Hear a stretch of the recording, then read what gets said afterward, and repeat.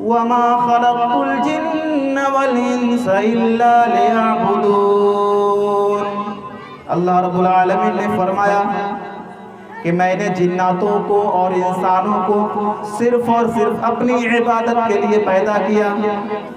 कि जितने भी अंबियाए कराम अलैहिस्सलातु वस्सलाम को दुनिया में मबऊस फरमाया, सबको एक पैगाम दिया, मेरे बंदों तक जा करके एक अल्लाह की दावत पेश कर दो।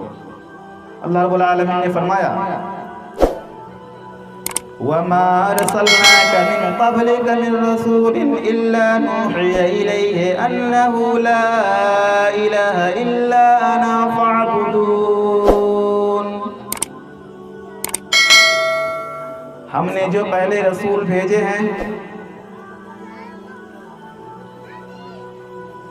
हमने उसे यही हुक्म दिया था कि वह एक अल्लाह की इबादत करे, वही सच्चा माबूद है, उसी ही की इबादत करे। आगे अल्लाह रब्बुल आलमीन ने इरशाद फरमाया वमा खलक़्तुल जिन्न वल इंसा इल्ला लियअबुदून। अल्लाह रब्बुल आलमीन ने फरमाया कि मैंने जिन्नातों को और इंसानों को सिर्फ और सिर्फ अपनी इबादत के लिए पैदा किया। मालूम ये हुआ कि जिन्नात भी इबादत करते हैं, हम भी इबादत करते हैं। तो अल्लाह रब्बुल आलमीन ने जिन्नात और इंसान को दोनों को अपनी इबादत के लिए पैदा किया। मुहतरम हाज़रीन, आगे अल्लाह रब्बुल आलमीन ने फरमाया कुछ तौहीद, माशरे के अंदर तौहीद के अंदर भी बहुत बिगाड़ पाया जाता है। किसी को बेटा बेटी नहीं होता तो वो चले जाता है मज़ार पे, समझता है कि मेरा बेटा बेटी मिल जाएगा। मज़ार पे क्या होता है जाने वाले ही समझते हैं। बेटा कहाँ से आता है?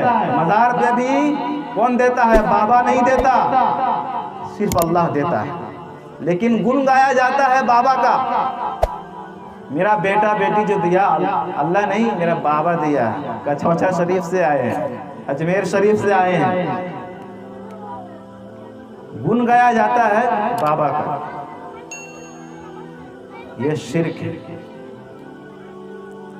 इसके बारे में अल्लाह रब्बुल आलमीन ने कहा इन्नल्लाह ला यग़फिरु अन युशरका बिही व यग़फिरु मा दूना ज़ालिका लिमन यशा।